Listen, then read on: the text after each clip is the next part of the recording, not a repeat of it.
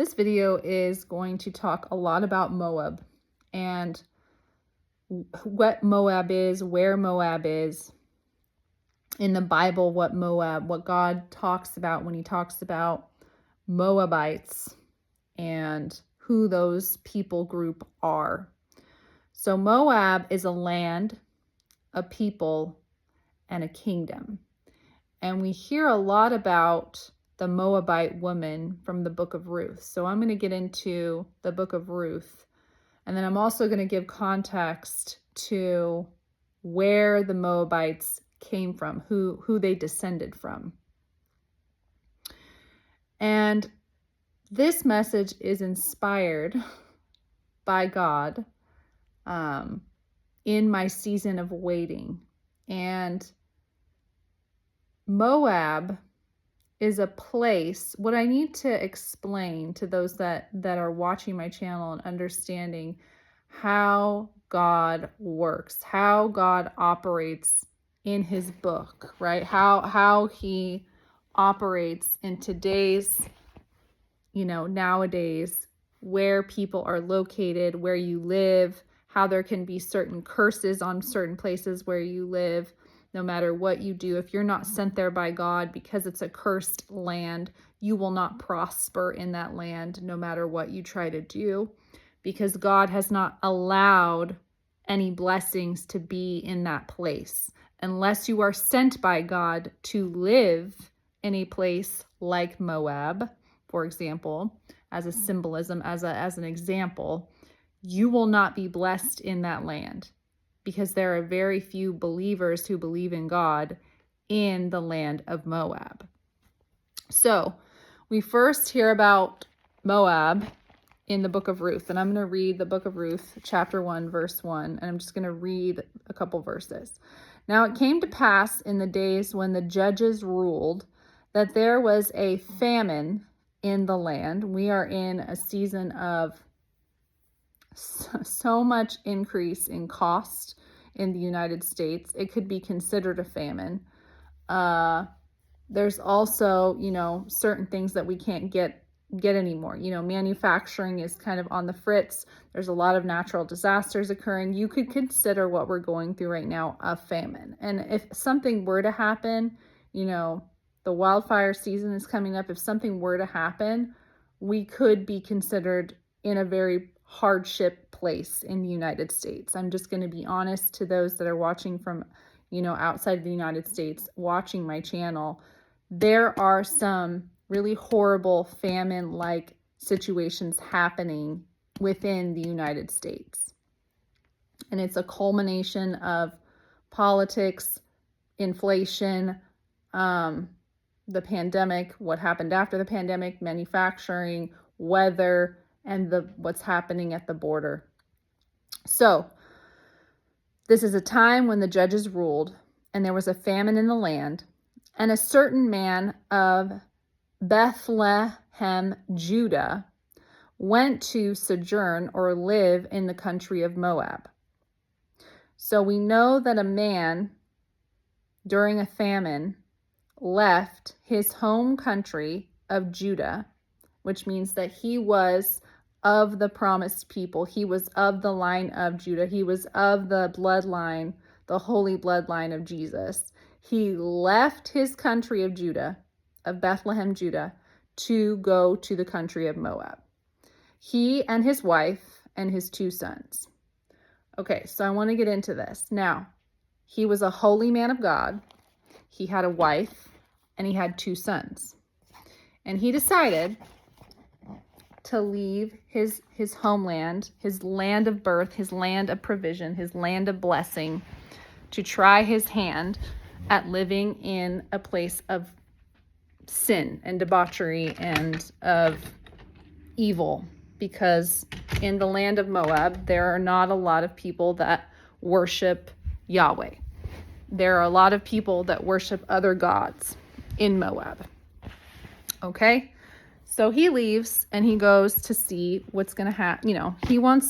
Obviously he loves the Lord, and I don't think he left with ill intent in his heart.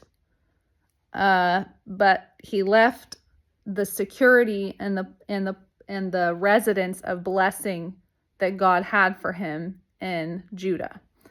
And the name of the man was Elimelech, and the name of his wife Naomi, and the name of his 2 sons Mahlon and Chilion, Euphrates of Bethlehem, Judah. And they came into the country of Moab and continued there. So time passes, and Elimelech, Naomi's husband, died. Okay, so that's not good. He died. There's death. However, maybe he's old, right? That's a natural occurrence that husbands and wives, at some point, they pass away. And she was left and her 2 sons. Verse 4. And they took them wives, and the women of Moab, these are women of Moab that they took as wives, and the name of one was Orpah, and the name of the other Ruth. And they dwelled there about 10 years. So not very long.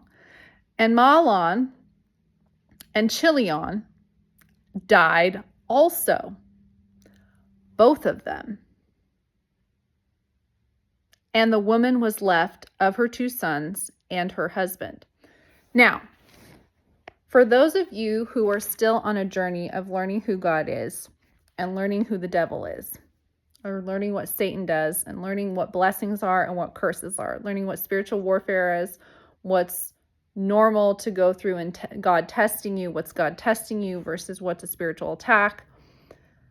When something extremely devastating happens, for example, your husband dies and then 10 years later, both of your 2 sons both die. Mind you, they had not had children yet, which means they were still very young. And then they both died. That's not from God. That's not a coincidence. That's not just a natural occurrence. Okay? It should alarm you. If something really horrible is happening and it keeps happening and it keeps happening and it keeps happening and it keeps happening, you need to start asking God, what is going on here? This is not normal. A lot of times when you go through seasons of trauma, this is what the devil does. He desensitizes you to think that, oh, it's just normal. It's just a natural, oh, my husband, he just died. Or, oh, my 2 sons, they just died. There is such wickedness in trauma, in horrible occurrences happening in your life, that when horrible things start happening to you, devastating things, you just kind of go, it is what it is. No, I'm here to tell you, what happened to Naomi is a huge attack. It is a spiritual attack. It is a destroying, premature death spirit of attack on her bloodline, on her family. Okay? So I want you to do a quick, life scan of your life right now in the place that you live and really consider, are things just naturally just not going well for me in my life? Or are you desensitized to the point that you can't recognize a demonic attack on you? Okay, so do a scan of your life. Now,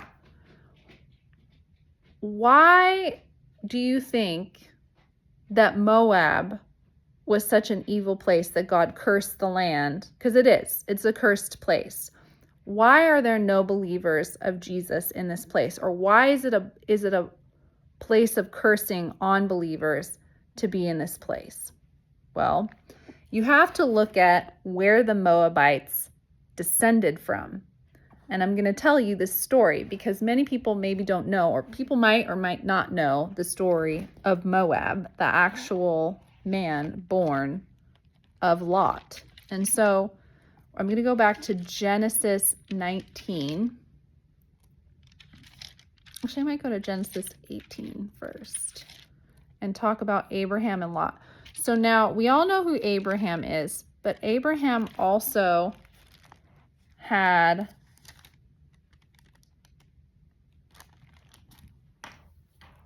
I think it was his brother. I apologize if it's not. So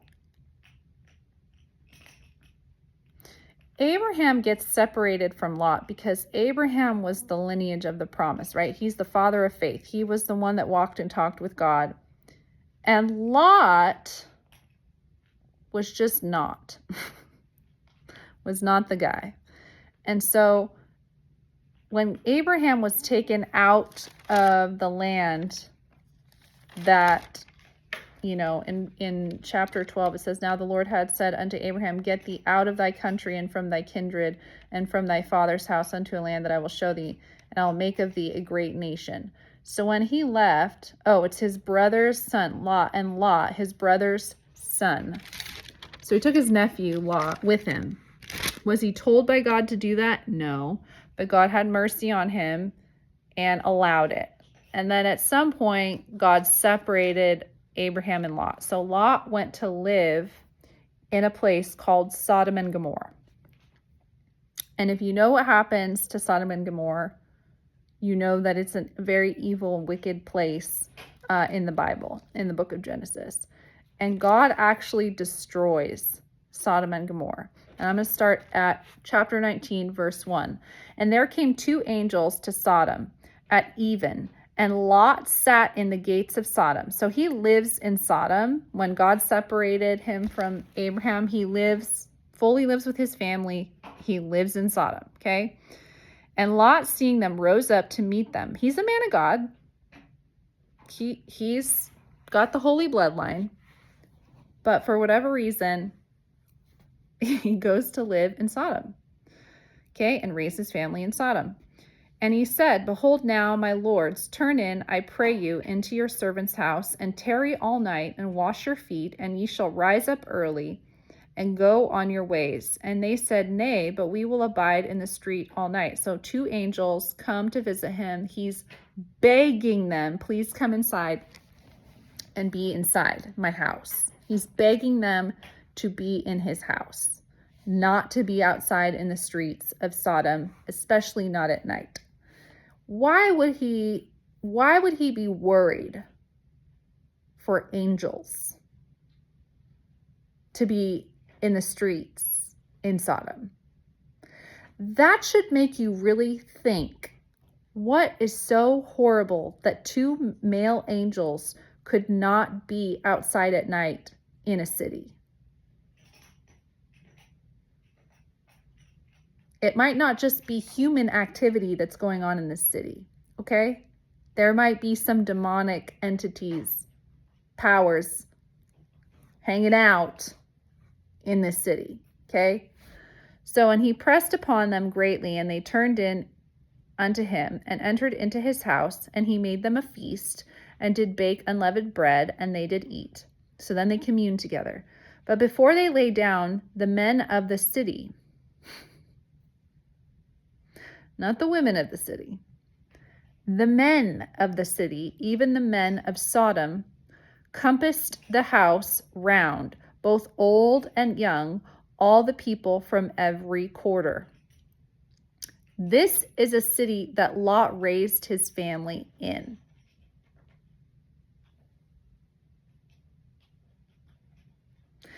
Sometimes we don't notice that the atmosphere that we're living in changes us, even if we have all the love in our heart for God. We have to be very careful where we abide. We have to be very, very aware of the sin that is in the land where we live. Okay? So, "But therefore they lay down, and the men of the city, even the men of Sodom, compassed the house round, both old and young." That's alarming. Okay, these are men, both old and young. "All the people from every quarter, and they called unto Lot, and said unto him, Where are the men which came in to thee this night?" The angels. They're asking for the angels. The men. "Bring them out unto us, that we may know them." And the word know there, if you didn't understand what that word know means, it means to have sex. It means to fornicate.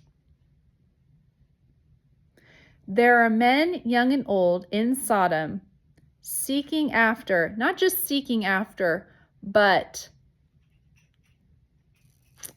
bombarding, encompassing, coming after, chasing after, for molesting these male angels. Okay? Okay. So we all know that, there's wickedness happening, and say, I pray thee, brethren, do not so wickedly. Lot offers up his 2 daughters, which is weird to me, but that's how Lot's family is at this point. He's like, no, please don't harm these angels. I love them. I love the Lord. Have my daughters instead. Like, that's alarming, but his daughters must not be very innocent. Catching on? Okay. So, the whole scene happens, and then we get to the end of chapter 19. Then the sun was risen upon the earth when Lot entered into Zoar. So he destroys, God destroys the city. And Lot and his family, his 2 daughters and his wife, they leave. Haste thee, escape thither, for I cannot do anything till thou be come thither.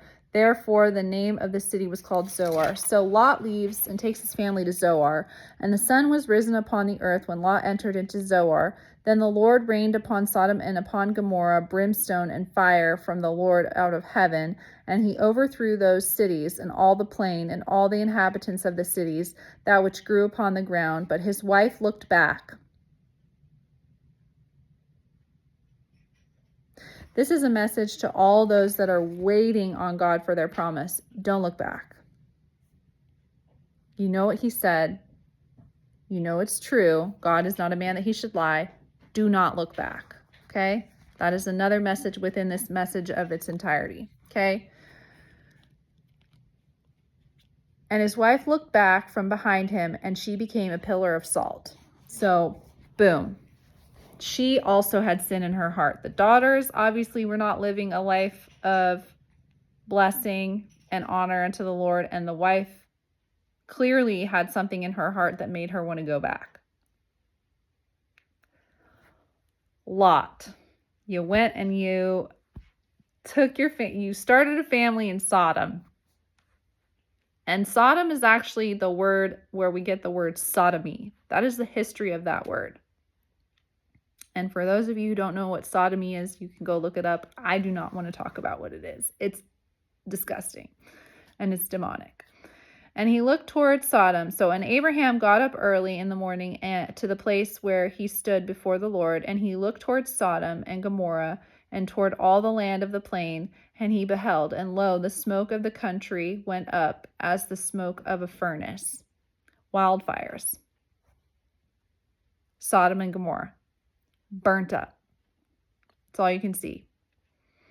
And it came to pass, when God destroyed the cities of the plain, that God remembered Abraham, and sent Lot out of the midst of the overthrow, when he overthrew the cities of which in the which Lot dwelt.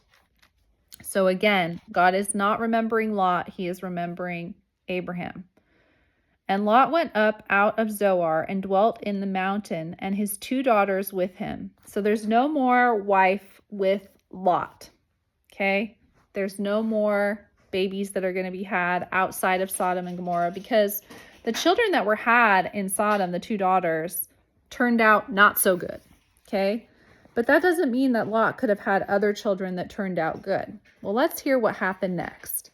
And he feared, and his 2 daughters with him, for he feared to dwell in Zoar, and he dwelt in a cave. So he was embarrassed, he was ashamed, he was scared, he was frightened. So he was living, at this point, Lot's just living in a cave, because he's seen the sin of the land, and he's isolating himself.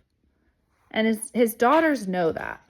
And so he and his 2 daughters and the firstborn said unto the younger, Our father is old, and there is not a man in the earth to come in unto us after the manner and all the earth.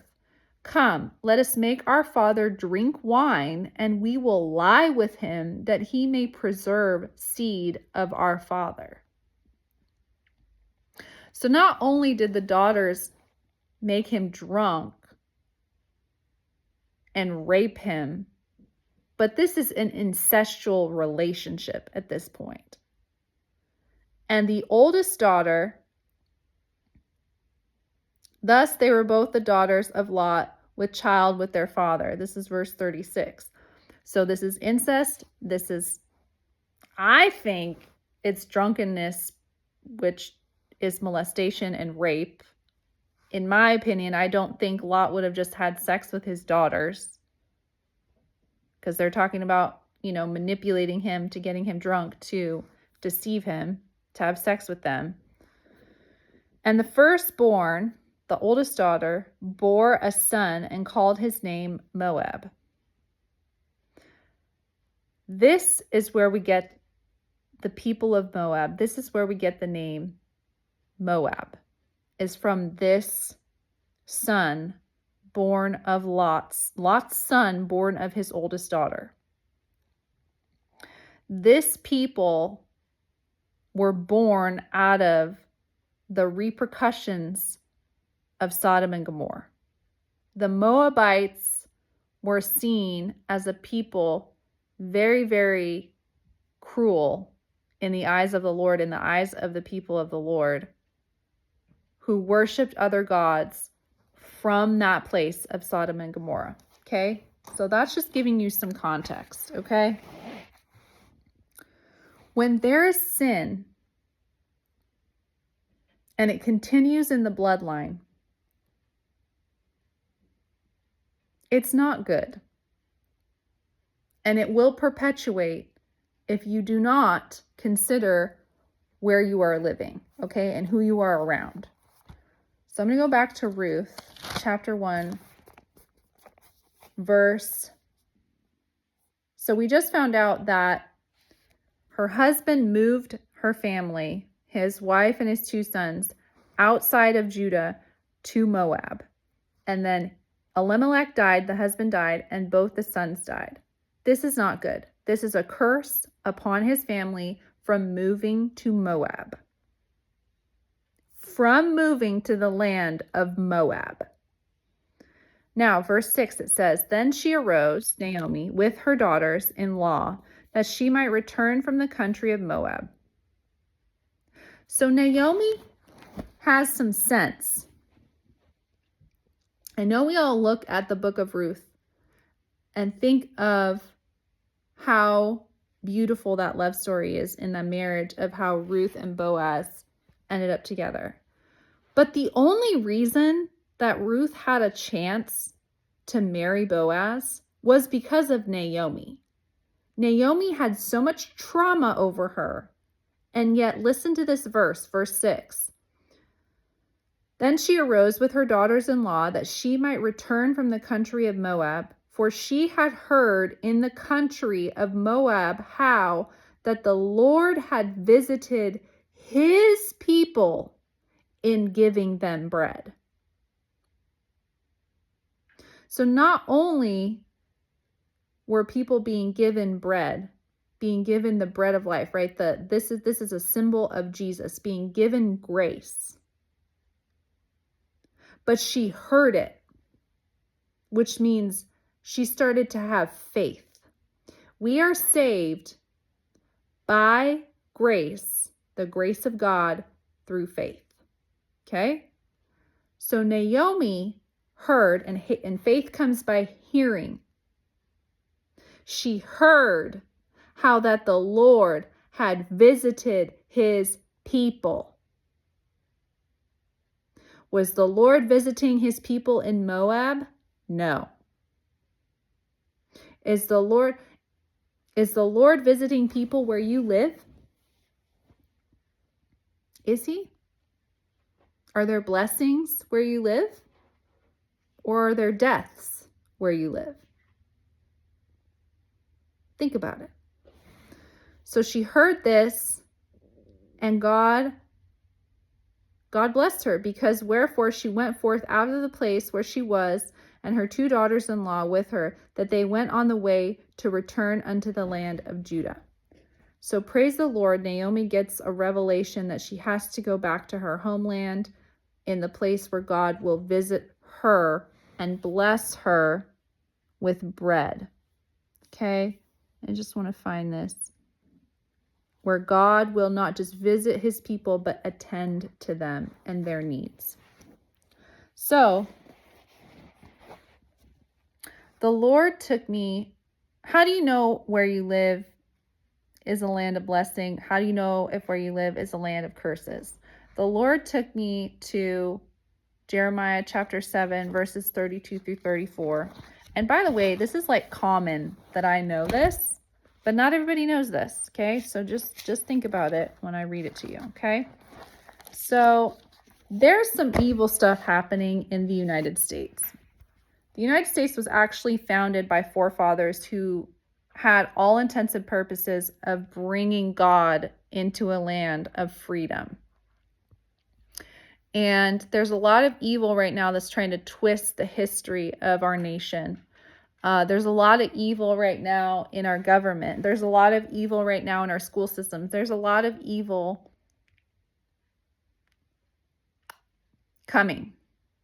And if we do not have good leadership, this evil is not going to stop. It's not going to back down.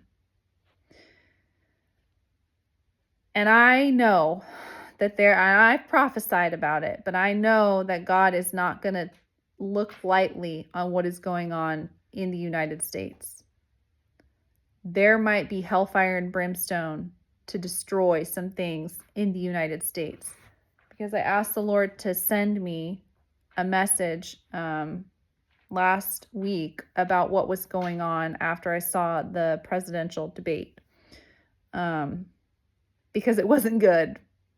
And he took me to Jeremiah chapter 7, verse 33, but we're going to start at verse 32 through 34.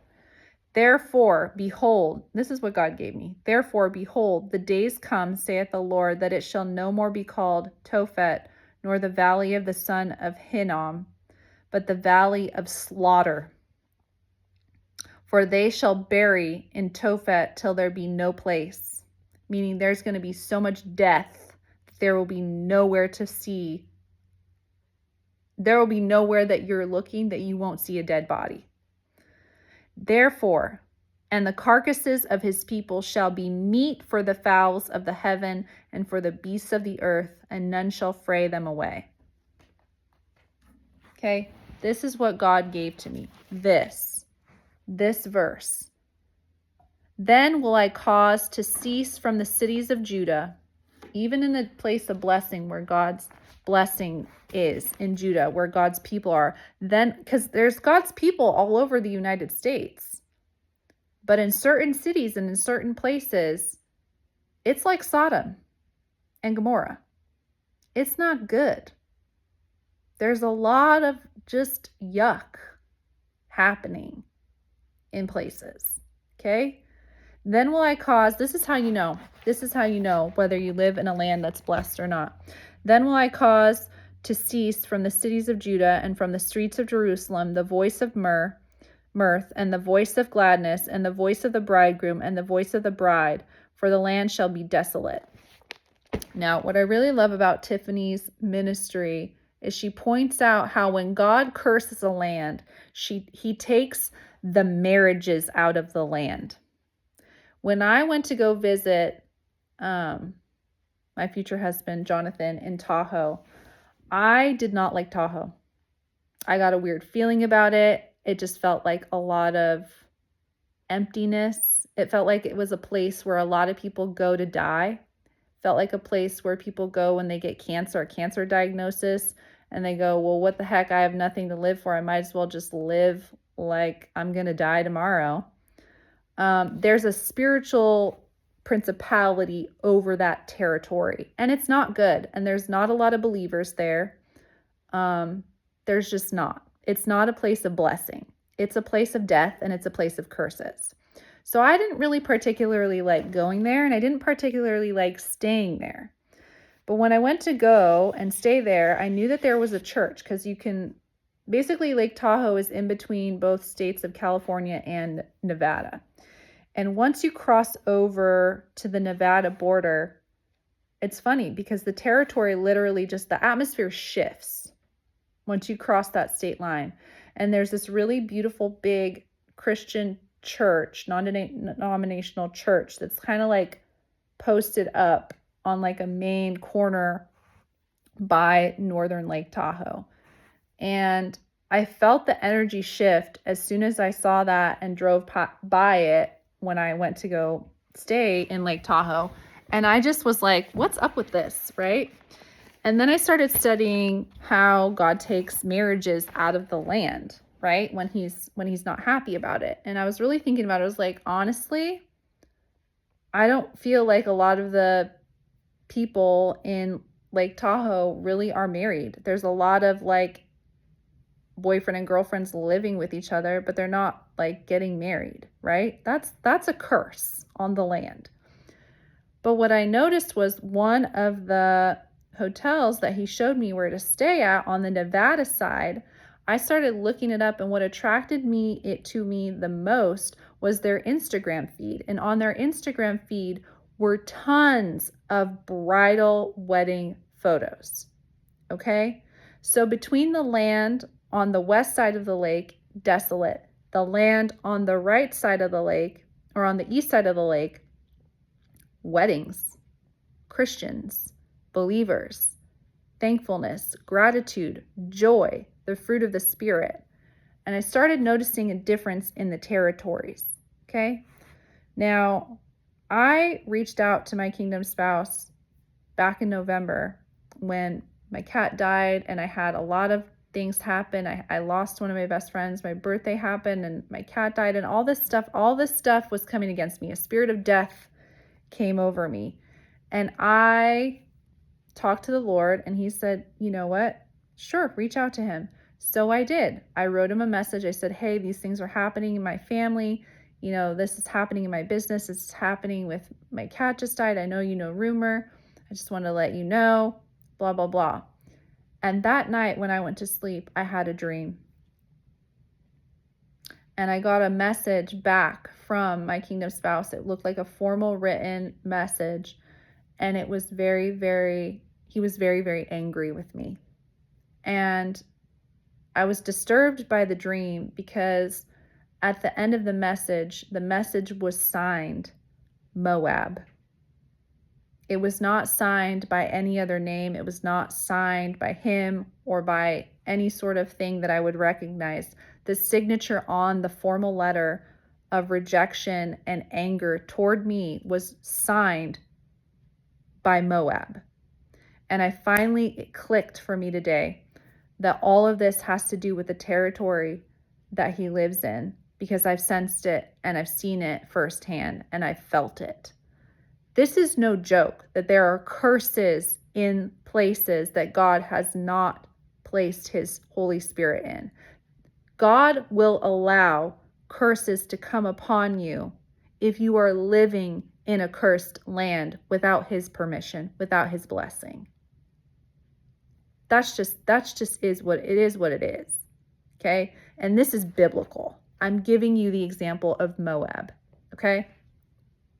So what can we do when we are in a position that we realize, oh my gosh, I'm a Christian and there's no other Christians around me? What do I do?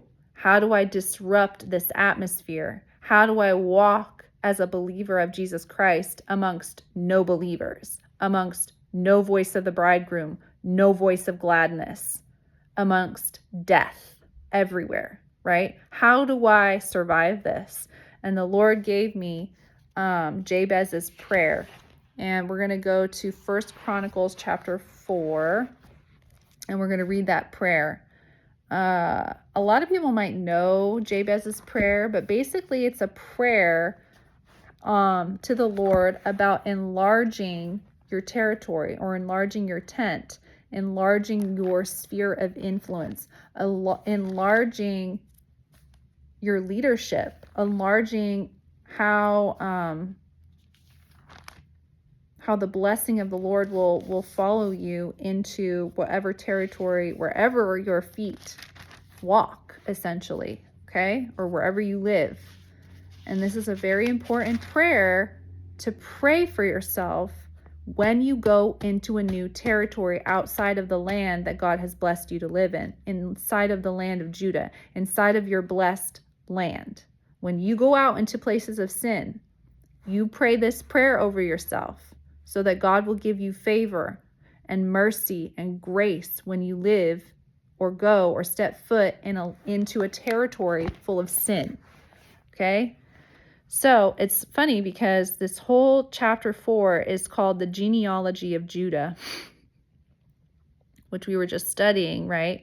Because Ruth was born out of the lineage of Moab.